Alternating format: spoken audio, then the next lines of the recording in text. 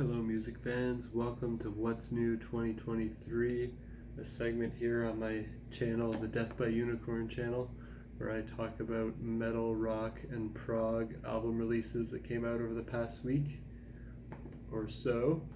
Today I'm going to talk about 7 albums. They all came out on April 14th, 2023, and I'll talk about them in my order of preference, starting with Black Orchid Empire and their album Tempus Veritas. This is progressive metal, kind of djenty, with some pop and alternative influences in there. It's the 4th album by this band from the UK. And like I said, it sounds djenty, but it's really catchy and accessible. I recommend this for fans of Tesseract. There are no harsh vocals here, so this would actually be a good album for people who like the instrumental aspects of progressive metal and djent, but who don't like harsh screaming vocals. It's all very easy to listen to here. My favorite track was Last Ronin.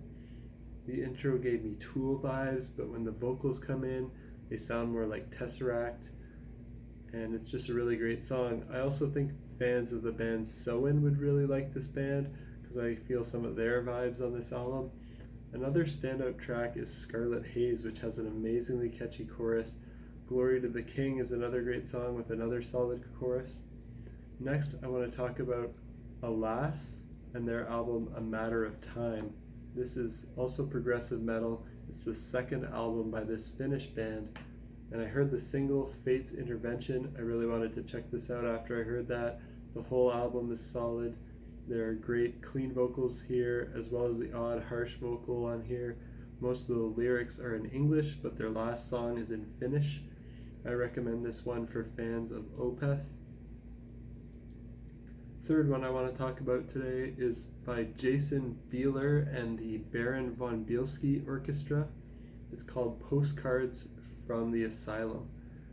This is also kind of progressive metal, but has a lot of more straightforward alternative and hard rock influences.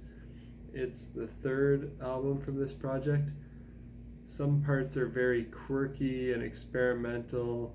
Some parts are heavy metal. Some parts are hard rocking. Other parts are more accessible and catchy. I recommend this one for fans of Devin Townsend. A couple parts go pretty quirky, but not quite as far as something like Mr. Bungle, though I think fans of Mr. Bungle might appreciate the quirky moments on this album. But other parts on here are very straightforward, alternative rock or hard rock. One of my favorite tracks on here was the 3rd track, Heathens, as it's got a nice riff and it reminds me of Devin Townsend, who I enjoy quite a bit. 4th album from April 14th that I want to talk about is Overkill with their album Scorched. This is thrash metal.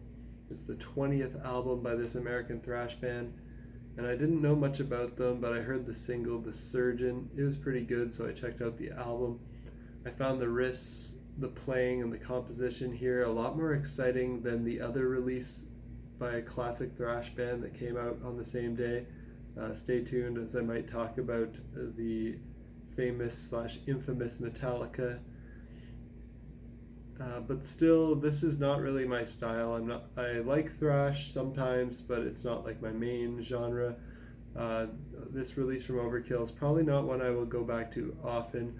The vocals aren't quite my style, but they are fairly unique, and I do appreciate them a little bit. They're interesting, they're high-pitched, and a lot of the time it's not really singing, but it's not really screaming either. It's kind of like the vocals of Creator mixed with AC/DC mixed with Iron Maiden.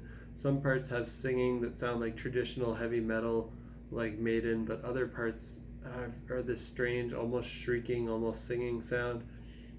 And I didn't listen to many of the lyrics, so I'm not quite sure if they're good or not, but one part stood out as kind of odd to me, and reminded me of the Humpty Dumpty nursery rhyme in the song Bag of Bones. It's lyrics like all of his horses, all of his men, all of his bones together again, or something like that. That was kind of weird, but kind of interesting. Next, I want to talk about Atreyu and their EP called The Hopes of a Spark. This is metalcore. And this band was once a great American metalcore band, but I feel they had kind of lost their way. In my opinion, their last two albums in a row before this EP have been their worst, but their first six albums are all pretty decent, though the production on the debut and the performances there are a bit shaky and immature. But their second through their sixth album were pretty good. However, I feel they are back to form on this EP. If their next full-length album matches the quality of this, I think they'll be back on track. It has a good balance of hardcore heaviness and intensity, along with really catchy choruses and poppy hooks, along with some great guitar solos and riffs. And all the songs are memorable, so that's good. I was worried they might never be good again, and I was also worried after they got rid of their harsh vocalist Alex before their previous album. That album didn't turn out very well, but on this release they sound great even without Alex, and the harsh vocals by the bass player Mark are pretty good, though they're not quite as great as Alex's harsh vocals. Second last album that I want to talk about is from the mighty Metallica, who need no introduction, one of the biggest metal band on the planet, with their album 72 Seasons.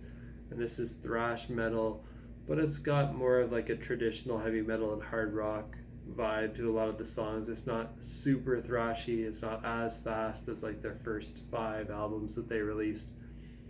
This is the 11th album by this biggest metal band of all time, and it's decent, but nothing special or exciting to me.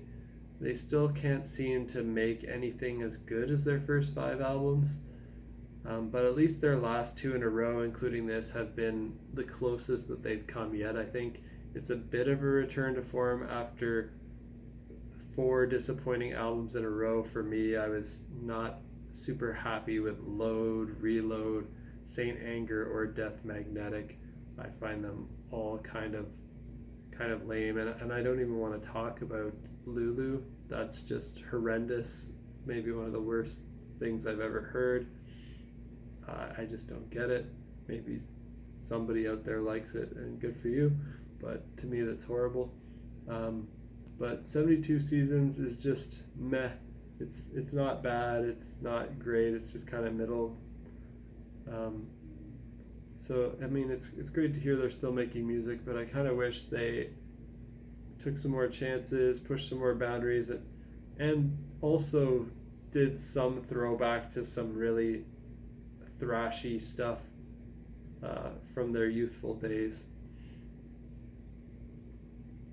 And lastly, I want to talk about Jesus Peace and their album So Unknown. This is metalcore. It's the second album by this American band. It's pretty intense and hardcore. It's relentlessly heavy the whole time. It's all harsh vocals, I believe. It's a good album if you want a mosh pit, but probably not one that I'll go back to often, because there was nothing that really hooked me here. But still a pretty solid offering for people who like metalcore. And that's it for the 7 albums that I checked out from April 14th. Stay tuned for next time. Peace out.